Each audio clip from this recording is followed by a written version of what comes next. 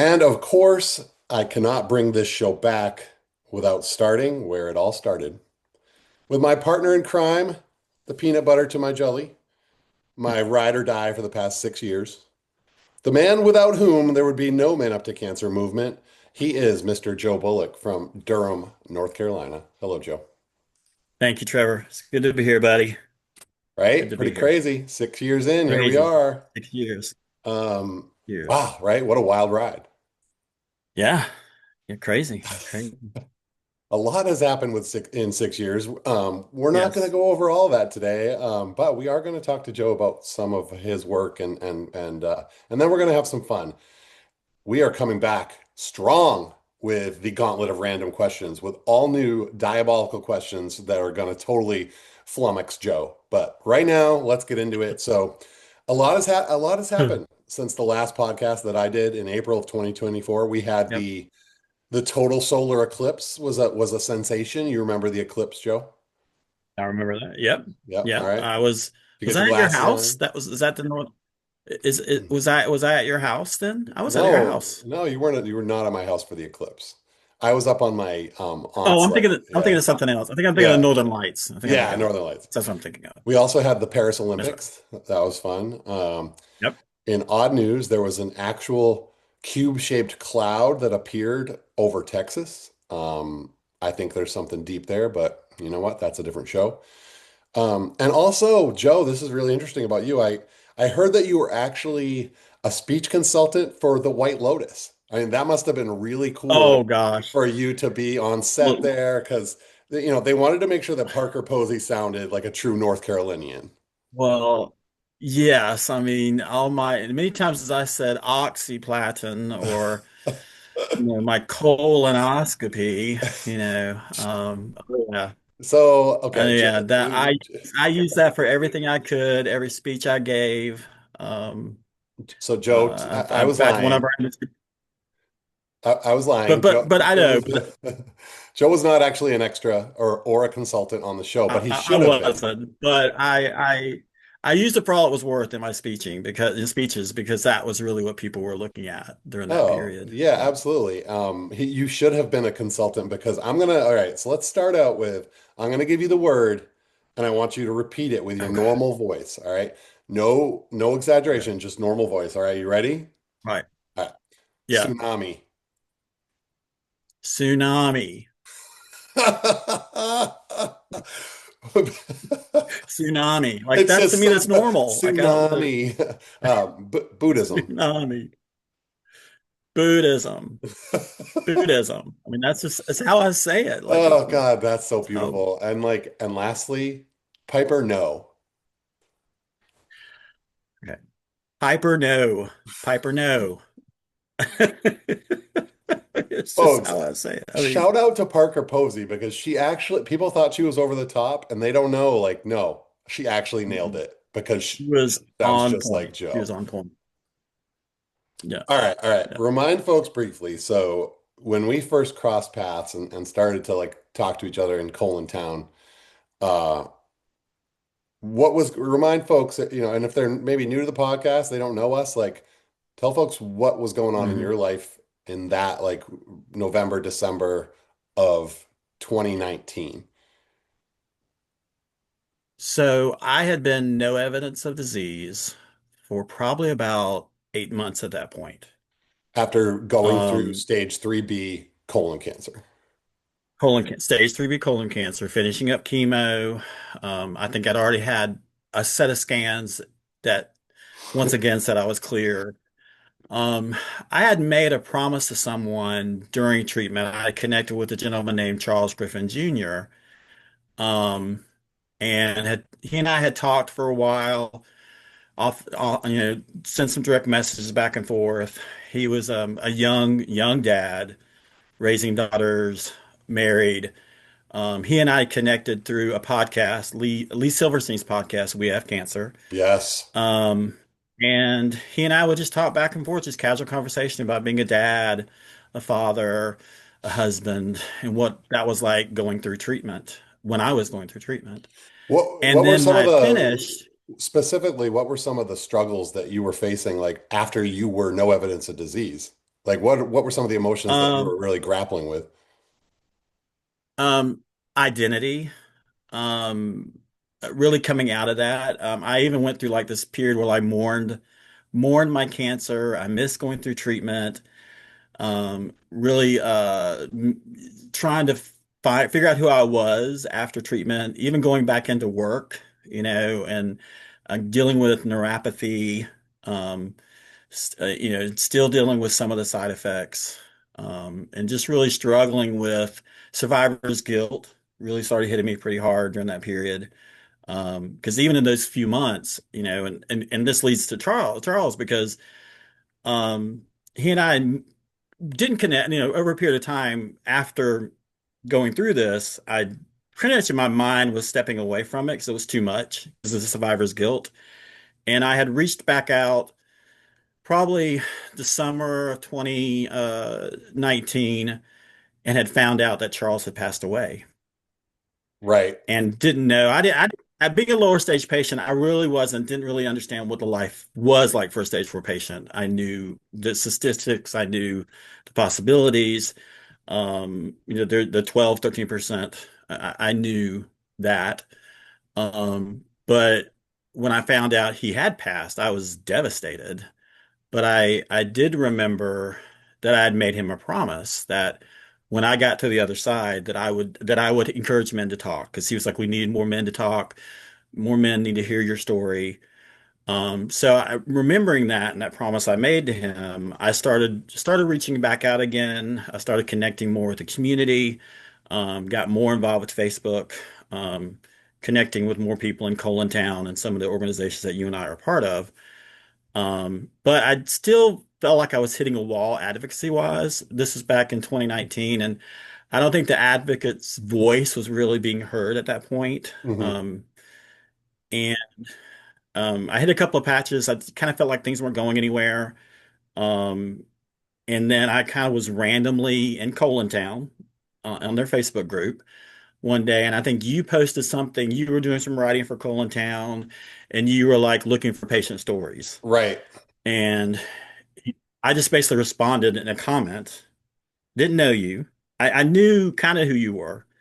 Um, and I knew you through a mutual friend, Aaron Duffy Wood, Right. because I was going to a support group at the time. And you basically just sent me a friend request. I think you liked the comment, sent me a friend request.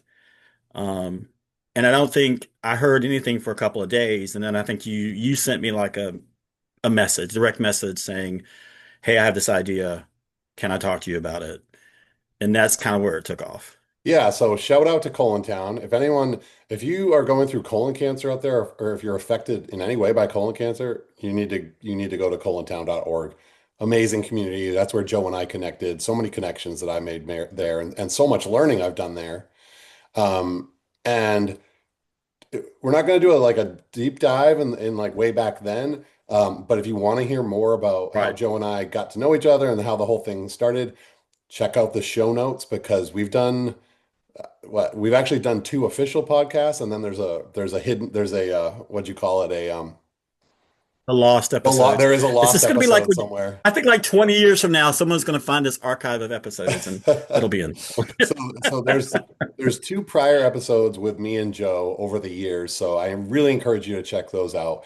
But the long story short is Joe was looking for meaning in survivorship, and he wanted to, he made that promise to Charles, and he was looking for something. And at the same time, I was having the idea around Man Up to Cancer and that we needed this wolf pack for men going through cancer. And I was more interested in content creation, like a website, podcast, blog, like because it was kind of my call to action, and that building a community around it would happen later. And Joe's like, yeah, holding my beer. And Yeah. he's like, we're actually going to build community now. And that's when he sent out, this wave of invites for people to join. The Howling Place was our Facebook group. It was our private Facebook group for almost 6 years. We've made a transition this year Yep. away from the Facebook group to our own platform on the Circle community. So we have our own private website and app. But back then, we were just starting out the Howling Place Facebook group, and Joe had a vast array of other men that he knew on Facebook going through it. Yep. And, Yep. Yeah, I mean, I was kind of doing what I did with Charles. I was just kind of randomly talking to guys because, you would go on social media, you go in these groups and they're 80-20. They skew eighty right, twenty right. men to women to men. And that one guy would like post something and then, so instead of having to go through all the comments, I would just like direct message and say, and I would respond we would just we would just be messaging back and forth. And eventually I think I was connecting with like 500 men during that period. And they Um, didn't have a common and when you place say to they didn't have a common place to gather. they didn't, not just for men. No, there really wasn't at that point. Yeah. So And yeah, that's and where then those original guys came from. that's where it began, and that's when I'll say this, like for anything to go from a concept, like the Man Up to Cancer concept is straightforward. It's inspiring men to connect and avoid isolation during cancer. But that Yep. concept, to take it from just a concept that I had in my car to an actual community, then an actual movement, then like a nonprofit like we are today, requires the right people to come in at the right time. And I'm telling you, this is like Yep. the universe decided that that Joe and I were going to do this mission together. And honestly, like I don't think there has been a day really since the end of December 2019 when we haven't been texting or calling or emailing or something. Yep. Like every day we've been connected, which Yeah. is Yeah. crazy, right? Definitely. Even through all my surgeries and all my treatment and everything else, like Oh yeah. yeah. So before I get into like the evolution of Joe's role in Man Up to Cancer, I want to ask you something about your own cancer journey. What surprised you most about your own cancer experience? Maybe something that no one warned you about. The lack of mental health support. That was it in a Yeah. nutshell. Like I could handle like I was like I jokingly say that being diagnosed with cancer was like showing up for my wedding. Like I was told where to stand, where to sit, where to go, who to talk to. I was a part of one of the best health systems in the world, Duke Cancer Center. Shout out I to mean, Duke. the dream location for a cancer patient, right? Um, but no one said anything about the lack of mental health support and Right. that being a direct side effect of my drug. Like that's what was causing it. I didn't know that until my oncologist just happened to randomly say he noticed the change in me from this person he told me I got you 3 months earlier to this broken guy he saw in his second round of treatment. Hmm. And that's when he said, I told you I got you. And he's like, and he just said that they randomly had a therapist on the hallway that day, and she came in and sat with me. And I didn't think I was like, I don't need this. But my wife was like, yeah, you do. Yeah. Yeah, you do. Kind of thing. I And don't she think my would wife has given me a choice. right, and she would know. I mean, your wife is a Yeah. is a nurse. She's an RN at Duke, at the Yeah. hospital. Yeah. Yeah. Yeah, Um, exactly. so Exactly. kind of skipping forward, you hopped on board with me and everything just like it was like pedal to the metal. Yep. You've served in pretty much every role in Man Up to Yep. Cancer, from being the first lead administrator for our Facebook group to inaugural board member when we became a nonprofit in 2023, to chief operations officer, interim executive director, et cetera, et cetera. You've been managing the merchandise shop. Like, so now your new role here in 2026 is director of programs and partnerships. What has it been like you've really challenged yourself each year to take on all these different roles, and it requires a vast amount of skills and learning. Like, what has that been like to challenge yourself in those ways? It was interesting because I was thinking about this, like what was my turning point? And it was at one of our brother's funerals. It was Alex Papon's funeral Yep. back in May of 2021. And I wasn't really sure, like we'd been pushing, but I wasn't sure how this was leading me. Like, where am I going with this? How far am I going to take this? Yep. Survivor's guilt was still there. And Alex lived an hour from me. He was being treated at the VA hospital in Fayetteville. Alex was serving in the Army. Yep. He was stationed there. Had moved his treatment to Duke, so he was coming up to Duke. And we would meet, we would talk, we'd hang out when he'd come up. He loved Bojangles. Sometimes we meet each other halfway for lunch at Bojangles. Um, Unfortunately, he had gone to. We've been through a lot of it together. Um, and most of the time, his wife would come up, but there was a couple times his wife couldn't make it up, so I would go with him to his treatments and things. Yeah. And there was one last one. They had moved his clinical trial to UNC. So he asked if his wife could make it because kids were sick. And so I went to meet with him and this doctor that they were going to try to do this clinical trial, which really was his last resort. He knew it. Yep. It turned out that he was under the wrong drug protocol and could not get into the clinical trial. So Yeah, I remember that. probably a couple months after that, he stopped treatment and then he passed away in May of 2021. His was like the first funeral I'd ever been to as Hmm. someone who had my particular cancer. Right. And I remember just not even wanting to go, but I went. I challenged myself, I've got to go do this. I went to the funeral and I met and I always tear up. It's a hard one. Yeah, But it yeah. was a real turning point. Um, I had already been talking with some of his army buddies. A couple weeks before Alex died, he sent me a message. We talked on the phone, and he said, "Joe, I just need to go spend time with my family. I've got my army guys. I'm good. Just know I love you. If I don't talk to you, I just don't have the energy to talk anymore. But I'll be in touch." So probably a couple weeks later, one of his army guys reached back out to me and said, "I just want to make sure you knew how much Alex loved you." Um, so, so I went to his funeral and met with his army guys that he relied on. Um, and I actually met his boss, who was a five-star general. Alex was amongst four other soldiers that were the chefs Chef, right, for this right. five-star chef for this five-star general. Did all their state dinners, everything. And this five-star general looks at me and I tell him who I am. He goes, "You're part of that wolf pack group." And I was like, "Yeah, man up to cancer." And he said, "We helped him through this, but you held him through it." And for someone, outside of our organization, our cancer organization, our groups, just a common man who was a five-star general looks at me and says, and he says, "You guys are the Mm, true warriors.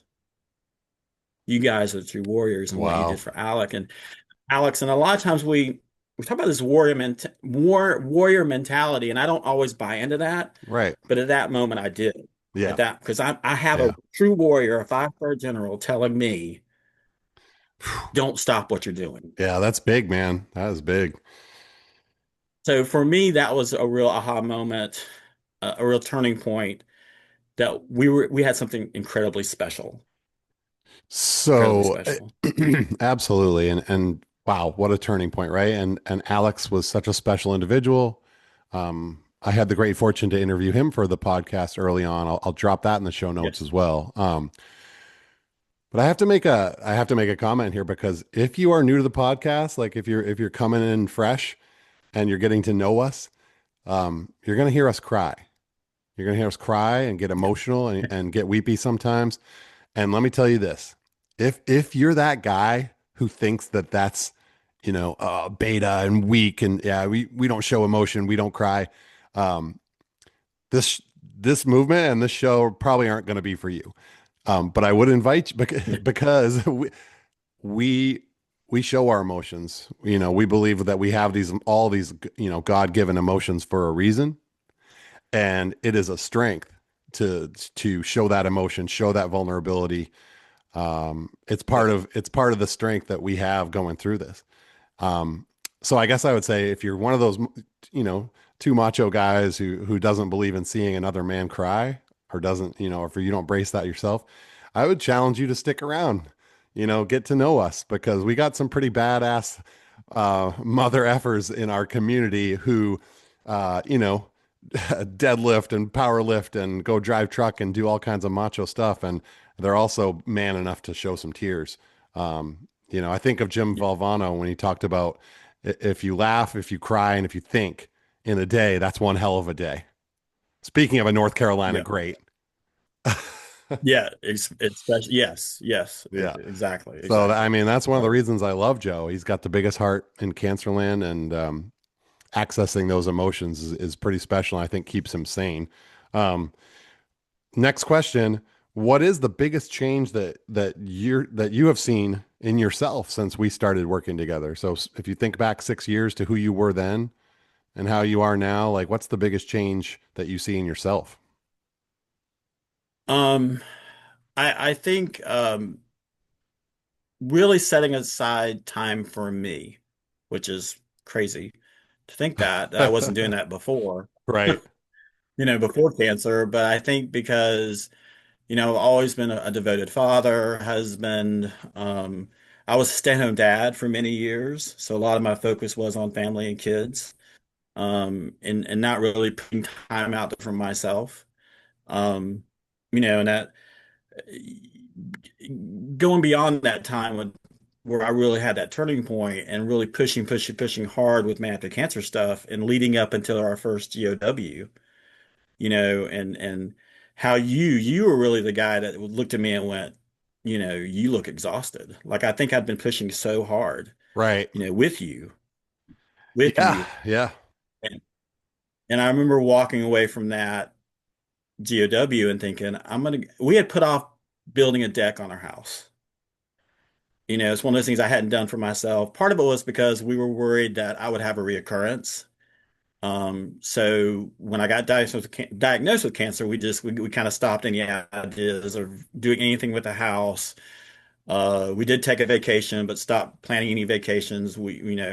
Any money we had savings, we were going to hold on to until we figured out if I was going to reoccur or not. Yep. And we knew it was going to be 5 years. Um, but I think when I left that first GOW and that time together with those men and really thinking, what do I need to change? And I walked away thinking I need to do something for myself. And Yeah, that's when I went 100%. home I and mean, built that deck. you can't give someone, a sip of water if your own cup is empty. Right. Right. And I realized I needed to find something to fill that cup up. Um, and That's building that beautiful. deck and doing that for my family really did that for Yeah, me during that yeah, period. yeah. I'm so glad you did that. Um, it's not an easy space to work in.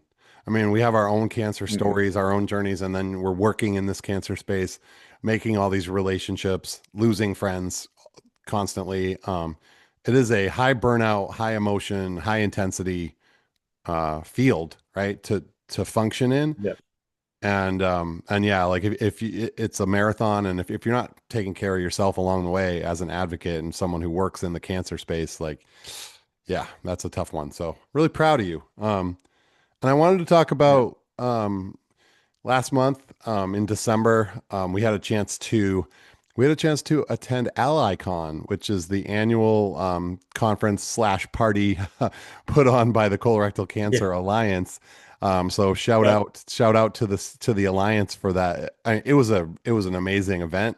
I was so glad I went. It was the first one I've gone to because every year people are Yeah. like, "Oh, you got to come to AllyCon." So we did that, and what struck me maybe the most is seeing the new wave of patients and caregivers. So people who are recently Yeah. diagnosed, or maybe they're a caregiver who has a spouse that was recently diagnosed or lost a spouse. Seeing the new wave of people come in, and then people like us, kind of the veterans of the right of living with it and Yeah. going through it. Like there were Yep. people there who've gone through everything, and so like long haulers, people who've been there a long time, and seeing that the veterans just wrap their arms like around these new people and care for them and love them and pass along the wisdom and the love and the guidance that is so helpful for someone who is Yeah. just in that fire hose of right information phase. So that is a really Yep. beautiful thing, but it's also, we were just talking about this, right? Like that is a choice. That is an intentional choice that advocates make to stay in this space for years, especially people like you who are either considered cured or NED, no evidence of disease. So my question is, you make the choice to stay involved in Man Up to Cancer and other patient communities, right? Despite the hardship that and the price you have to pay for that. What is it about you that keeps you in this space? Well, it's funny when you talk about Alicon because I remember back in I think it was 2019, Aaron Duffy Wood had told me about Alicon back then, and I had never been on a plane before, and had gotten done with treatment, and I was so scared to go out there and to really go out there and meet people and get to know people because I was worried about my own what I was going through mentally at the time. So given once I went headfirst into advocacy, as soon as I got the opportunity to go to an Alicon, I went. And that's after I had been on the plane a few times and felt more comfortable being out there. Um, but I had never been on a plane in my life until I started doing advocacy work. Alicon was great. It really is the one of the few conferences we go to that really fills the cup of the advocate, the colorectal cancer advocate. You feel like you're there with people you love, you get to hang with them, literally party with them, which we don't get to do really often at these conferences. Because a lot of them we're going with our game faces on because we're all trying to raise money, we're all trying to Right, push our right. agendas. No, but this is one of the ones where we can just, it really is about us and the time we get to spend with people and the quality time we get to spend with people. It is like an old family, an old home week, old family week, seeing people who long haulers, but also remembering those who aren't with us, and we keep their legacies alive by spending this time with these people. And I think that's what's important to me. Because, I realize that I carry these legacies with me, so Right, many right. especially in our community, but also throughout the entire, colorectal cancer community with men and women Yeah. who have had, like Aaron Wood and several others who've unfortunately have passed away. But I think that's what keeps me going is the fact that I hold on to these legacies. I was talking to someone at Alicon because they were asking me that kind of same question. There used to be this really old show, and I'm going to date myself. Oh boy. It was called Highway to Heaven. Oh yeah, Michael And it Landon. was with Michael Landon and the guy. He was a football player. He was on Little House, and Yes, I know who you're talking about. they really were helping people to get to heaven. And I'm a more of a universal. Like I'm not a super religious guy, but I believe the universe brought us together. I believe Yeah. there is a purpose in our lives. And I always reflect back on that show a little bit because that kind of feels like what my purpose is. That I've been blessed enough to continue to do the work I do. Um, and I always kind of reflect on that show a little bit when he asked me that question. But yeah, Yeah, that's I think that's amazing. what really that does motivate me to really reach out the hand and help that other person. Yeah. You know, it's a blessing to be given those opportunities that we get to be given those Oh, opportunities. absolutely, man. Absolutely. Um, and we haven't gone over like the components of Man Up to Cancer, but where we are now is we have our private community. So anyone can register. Any man who's impacted by cancer, whether you're a patient, a long-term survivor, a caregiver, if you've been impacted by cancer personally, you're welcome to join our community. It's always free. The programs are free. Just go to manuptocancer.org. So we have 24/7 peer-to-peer support in our private community. And then we do retreats, we do local chapters, and we do our chemo care backpack, which is going to be renamed soon here in 2026 because we send backpacks to any member of our community who is going through treatment, whether it's chemo, radiation, immunotherapy, surgery, any type of treatment. We will send you a backpack. Joe is the backpack king, always has been, and we also do events where we bring those backpacks to cancer centers. So that's something we're going to be expanding in 26 is getting more of those backpacks out to people who are not necessarily members of Man Up to Cancer, but they're just guys going through it, and we want to help those guys too. Um, so we often talk about the magic that happens when a man is isolating going through cancer, and then you see that man get the support, get the camaraderie, the fellowship with other men, you see them open up. Do you have anyone in when you think of like that person who kind of came in totally closed and then just blossomed? Is there an example or two of a moment when you see that flip switch? And maybe it's at the Gathering of Wolves, maybe it's in a different place, but sometimes you see that. The person that really comes to mind, especially this time of since we've been through the holidays, through the Christmas season this Yep. year, he always comes to mind, and that's Wes Wes Matherson. Madison, yes. He was a young guy, really came into our group like a lost wolf, lost puppy. Young. He was like 22 when he was diagnosed, and wasn't with us very long. I think maybe not even 2 years. Yeah. But incredible guy, first responder, loved life, Eagle Scout, um, really loved the community, was at every Zoom meeting. No matter what he was going through, no matter how hard his treatment was, he would show up. And And just became an an amazing. admin. He was an admin with us. Became an admin for the Facebook group. So he's a guy that I automatically think of who Yep. kind of walked in with different headlights, but really gave his whole heart to the community to the very end, to the very end. Yeah, totally. That's a great example. And one guy that's coming to mind as we talk about this too is Abel. Um Abel, yes. I'm blanking on like the full name. Help me out here. Abel, Oh gosh. I'm gonna edit this. Um, oh gosh, I cannot remember his last Uh, name. I'm gonna look it up real quick Oh, because but I remember Abel. I remember I think you had given me a Maine sweatshirt at GOW that year. yeah. And my suitcase was busting. And I remember Abel had said he didn't have very much swag. And I had this black Man Up to Cancer hoodie. And so I said, "Hey, Abel, why don't you take my hoodie? Take my man. I've just bought it. It's Yes, that's practically right. I brand remember that. new. Yep. Take it." And so he wore it for a really long time.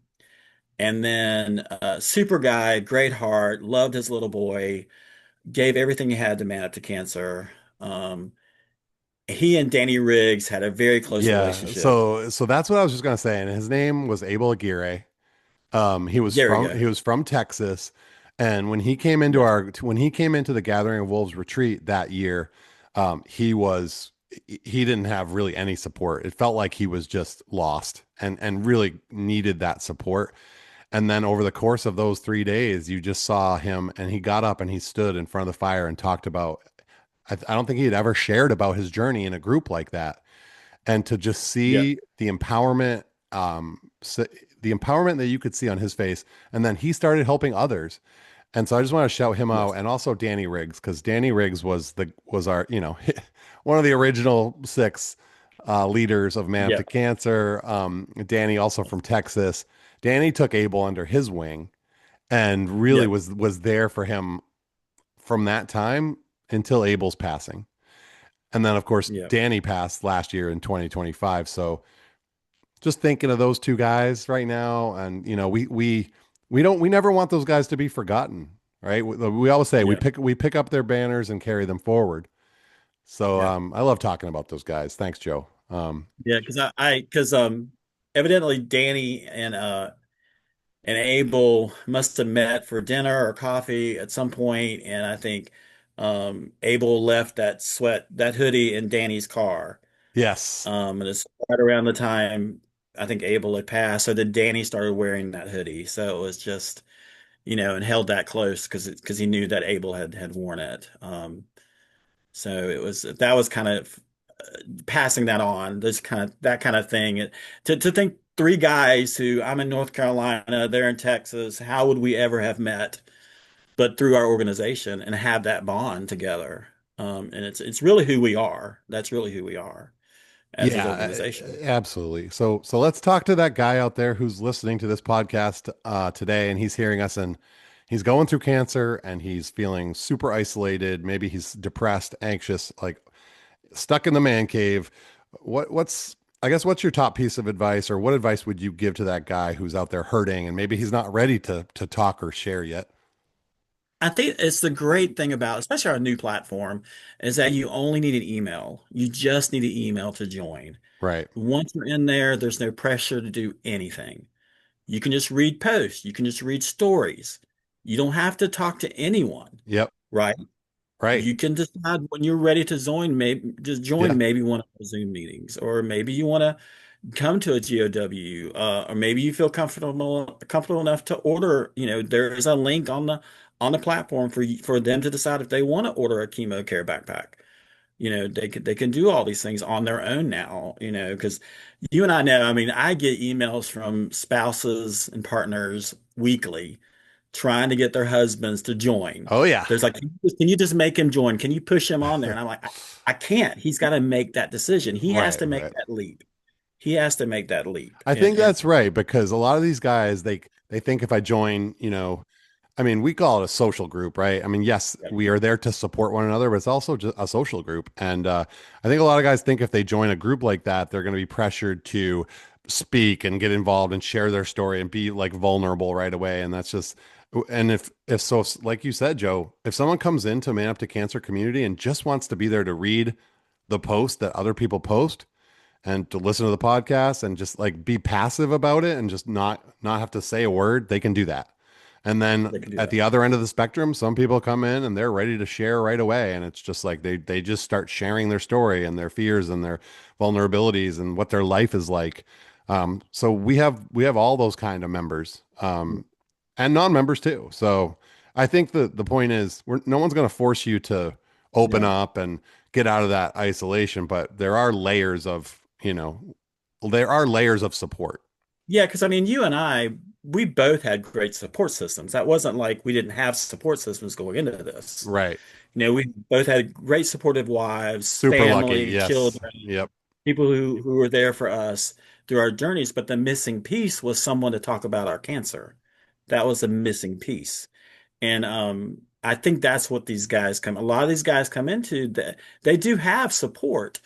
A good majority of them, they're missing that one piece where they can find another person, another man to talk about their cancer with, Right. who can really give them answers and support their journey in a way they maybe aren't getting already in their circle of support. In their circle of support. So I'm actually not your direct supervisor anymore. We have Matt Kozlovic is on board as our executive You were so director. happy about I'm that. still, I mean, it's hard, right? Like it's hard when, It we're, is. we're, we're, It's we're hard the, to be friends because you and yeah, I are very close friends, so right. that it's hard to do that with a Yeah. friend. It's not necessarily great to manage like one of your best buddies. So, um, Yeah, but yeah, without me being your supervisor, you're moving on. Your role's kind of always changing. What is your work looking yeah. like this year for Man Up to Cancer? What do you think it's going to look like, and what are you thinking you're going to focus on? My focus will be my new title is Director of Programs and Partnerships. So that'll be really cultivating resources for our men, working with organizations like Cheeky Charity, Triage Cancer, Jack's Caregiver Coalition, Cancer and Careers, trying to get them support in ways that we can't, because we don't need to rebuild the will. Right. There's a lot of resources out there, but figuring out how to connect with these resources and these organizations and partnering and working together to make that happen. So that'll be a lot of my focus this year. A lot of my Awesome. I mean, and yeah, continuing to build and building our platform. I mean, continuing to grow and build that platform right. that we built. I think of, like cancer and careers. Like we have a lot of guys who struggle with changing careers, losing jobs, like all that stuff. Like, Yeah, so instead of trying to recreate all the resources that cancer and careers is already doing, we say, hey, you come yeah, here for the guy to guy support, the brotherhood, the wolf pack, like the social and emotional support. And then we partner with yeah, other nonprofits like Cancer and Careers for you to really get that advice that you need, from these other nonprofits who are doing amazing work. yeah. And like, I mean, partnering with an organization like Jack's Caregiver Coalition, because we have a small percentage of men who are caregivers. Right. But and that's what they do. They take care of, they provide resources for caregivers. And again, having them as a partner, we can get the resources to those men that really we don't have the capacity to do right now. Um, Totally. and that's the advantage of working with them. And they're a great organization. Yeah, It's exactly. a I good mean, we organization. we know what our lane is. We want to do the best retreats, Yep. local chapters, the backpack program, and the peer-to-peer support, right? That 24/7 just peer-to-peer guy support. That is our lane. And Yep. we know that men who are isolated and lonely going through cancer have worse quality of life. They have higher degree of mental health struggles, and they have worse medical outcomes. So our way of Right. combating that is by making sure that there's opportunities for men to get out of that isolation and feel like they're part of a community and part of a brotherhood of men that will always be there for them, no matter the outcome. No matter the outcome of their disease, whether it's cured or passing away, we will be there for that whole experience. And Yep. that's our lane, and we want to do that lane the best we can. And in that way, like you said, like we're not trying to duplicate what others are doing really well. We want to partner with them. Yep. So Yes. Yes. we are getting close, Joe. Oh, We boy. are getting close to the gauntlet of random questions. This has been, man, I have missed this. I have missed doing the gauntlet of random Oh, questions for a long time. It's time to go back to it, but there's maybe one more question I want to get to. I didn't know if I was going to get to it, but you know, okay. let's talk about me for a second, Joe. What's the one thing people don't know about working with me that maybe you want them to know, or for me? Um, I think just what a big heart you have. Like you really Ah, do have a huge heart for people. I think that northern I don't know, you just hmm, you really do care for the guys. Yeah, I'm always amazed, especially someone who is he's battling stage 4 metastatic colon cancer, who has put his heart out there so much, put himself out there so much, spent so much time building this organization. You could have been easily had said, I'm going to focus on myself. I'm going to focus on my family. I'm just going to, and no one would say any different, right. right? Right. Yeah. But Well, yeah. I know the sacrifices you've made over the years. I've seen it So firsthand. I did not ask that question for Joe to give me a glowing, loving response. No. And I should have known better because that's who Joe is. But I was thinking he was gonna, I was teeing him up to say something like, oh, in the background, like, man, that Trevor, he he he just never No. lets up, man. Like sometimes like, man, I wish Trevor would just not text me 50 times today. Maybe just 40. Well, we won't go into the ways that you have corrupted me over the years. Oh, that could be a whole We nother won't go there. episode. We won't go there. The corruption We of won't Joe go there. Bullock. I mean, We won't go there. we have a little bit of a reputation as kind of the bad boys of Cancerland, and I like to uphold that.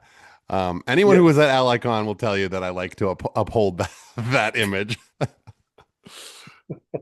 All right, I'm moving on because we don't want to go down that road, but it is time. Yeah. The gauntlet of random questions Oh is goodness. here. Are you ready? I'm ready. You need like a special theme song or something. Oh yeah, no, I'm definitely putting that in here. I'm starting with some bells and whistles Like this the year. 80s, what is the 80s, 90s radio station, whatever, the Oh hard yeah. rock. Yes. All right, Yes. Joe. Okay. If someone made a sandwich named the Joe Bullock, Oh what my God. ingredients must be on it? Oh, number one is bacon. Oh my gosh. Any type of club. I love a tall club sandwich with just everything on it. Some mayo. Mayo, as messy as it can be. Yes, I would love it. I love it. All Love right, it. deal. We're gonna have a bacon sandwich. Anything else that must be on it? Mayo top thing. Um, yeah, mayo is All a big right, one. mayo It and has to be bacon. Duke's. It has to be Duke's mayo too. It Duke's mayo. Yeah, has to be let's come Duke's. on. Okay, Gotta be number Duke. two. If your Yes, spirit animal could not be a wolf because that's too easy, what's your second choice animal and why? definitely a lion. I need a good roar Oh to get through yeah, this. I like it. Just I a good like it. roar. I think of Felix, Felix, remember Felix? Oh yeah, Felix. Yep. Yeah, yeah. The lion, he always, yeah, that's the roar. Man, Yes. that was right there. So wolf, then lion. I like it. All right, number three. How old is too old to get into a bar fight? Oh God. Um, I think as long as you can swing, I don't think age is a limit. He's As long as you not got an arm putting and you can swing. he's I'm not not going putting to put a an limit age on on it. it. I'm not promoting ageism at all. I mean, you just, Oh God. aren't swinging. I I just mean, we almost got into one in Houston, didn't we? But yeah, a anyway. little bit. So basically Joe's saying if you're 80 plus and someone disrespects you, you're gonna hear that "Er," that that's the Yep. chair coming Yep. out Yep. and the bar fight is It's on. something's gonna Yep. happen. All Yeah, as right. long All as you right. got some arms swing, I I don't love think it. there's anything to Dude, stop you. watch out for Joe, dude. He's ready to go. All right, last one. Every fast food mascot comes to life and starts fighting. Who wins the brawl? Oh my God. Let's think about what we got here. We got the Oh we my got the God. McDonald's, we got the Wendy's, we got the chicken, we got Taco Bell, we got Chick-fil-A, we got like there's a universe of mascots out there. You got to pick one that's going to I win the can't brawl. I can't do Ronald because I have a fear of clowns. Yeah, Like I would no. run. Um, He'd be the scariest. I don't think he'd win the fight. he'd be the scariest, but I don't think he would. Somebody's going to take him down. I All right. might take him down. Yeah, you might. Because I hate. Um, oh gosh. Chick-fil-A, the cow. The cow. You like He's you are got you some toughness about yeah, him. okay. You can stomp on him. You So know. the cow's a leader with the stomping. Is there I anyone think who the can take a cow? cow. Anybody could. Yeah. Anyone. Yeah. Now, Yeah. I think the what do cow. you think What Grimace? does the taco? Does Taco Bell have a It's the mascot? Chihuahua. Yeah, it's the Chihuahua. Oh, that's right, the Chihuahua. Yeah. Yeah, I still put it the cow. What do we Big, think? strong. What do we think of Grimace from McDonald's versus the cow from Chick-fil-A? Oh, the cow would stomp him. He'd stomp that purple squish ball and Yeah, just. you just like knock him over. I mean, Oh, it's just like a big little. I just thought of one. I just thought of one from my childhood. Do you Uh-huh. remember the well, I don't even know if Dunkin' Donuts was in your area, but Dunkin' Donuts had a Yeah, we have commercial Dunkin'. from the 80s where it was Fred the baker, time to make the donuts. He gets up at like Oh 4 in the gosh. morning. Do you remember this guy? Yeah, yeah. That's like the Where's the beef with It Wendy's? is. It's where's the beef, but I'm putting Fred the baker into the ring because that fucker had to get up at like 3 in the morning Yes. every Yeah. day, and he was not happy with it. So Well, I think maybe our final two are going to be Fred from Dunkin' Donuts versus the Chick-fil-A cow. one of my first jobs was I worked at McDonald's and I had to be at work at 3 a.m. to make Oh, biscuits. That was my oh, job. So I was sort of like for Joe the I baker. tell you what, ain't nobody making biscuits at McDonald's at 3 a.m. anymore. No, they're frozen. They're Those are not. not. That was back in the day when they actually made You, everything you from you actually scratch. made biscuits like I had to be there freshly at made 3:30 or biscuits. 4 in the morning, and we made like trays and trays and trays of fresh biscuits. God, Back in the day. Yeah. that is a beautiful thing, man. Well, that's it. I mean, I think you went through the gauntlet pretty unscathed. You did very well. Oh, The Chick-fil-A cow is scary. Chick-fil-A cow, I'm a little intimidated. even the chicken. Any last words for anyone out there about Man Up to Cancer, what we do, how to get involved? Um, if you're questioning it, just do it. It. The support is there. We're there for you. We're going to carry you through it. It really is just a matter of you deciding to make that decision that you need that support. And And clearly that's we the have, decision I yeah, had to make. right. And clearly we still have a good time.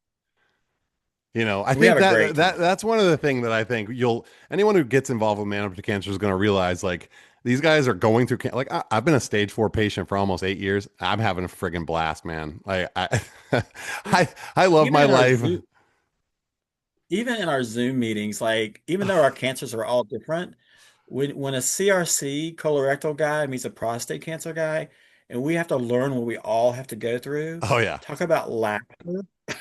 I won't even go into it, Oh but yeah, laughter therapy for I sure. mean, we just laugh about what we go through together. Like it would just is crazy some of the stuff that we have to deal with And in both cancer. yeah, I mean, and it's You and know, it, and we are. we're a group that takes like full accountability and responsibility for our circumstances. I think that's another thing about us Yeah. is like we don't get into the victimization, the blame game and woe is me and all that stuff. And yeah, sometimes we have a little pity party and we have a vent session, and then we move on and we say, what are we going to do with our lives? Like we have a spirit about us that's not defeated, right? We're not defeated. As a community, 100%. we're not going to be victims. We're going to be accountable, and we're going to live our best lives with cancer, right? And I think you don't always see that in support communities. Exactly, exactly. And if there's tears, we support those tears. If there's laughter, we support the laughter. I That's mean, that right. we keep all of it, and we work together moving forward. Yes. Well, Joe, it has been an absolute privilege of my lifetime to be, first of all, your friend, and second of all, your Yes. partner in crime for all of our Man Up to Cancer madness. It is truly amazing how far we've come in 6 years, and that's because you and I made the choice together to take this ride, no matter the risks, right? I mean, Right. learning this stuff and putting yourself out there can be really uncomfortable sometimes. Like you got to risk embarrassment like daily, and we're just like, Right. yeah, fuck it, like we're gonna do this. And We're man, gonna do this. look where we've come, man. So I'm proud of us, and I love you, man. And I'll see you, right? I'll see you on the Man Up to Cancer. What do we call it? What am I saying now? I used to say see you in the Howling Place. Now is it like, oh, see you in the Full Full Moon Moon Commons, I Commons. guess. Yeah. Full Moon Commons. Yep. All That's right, where man. we are. Love you, All man. right, brother. Love you, man. All right.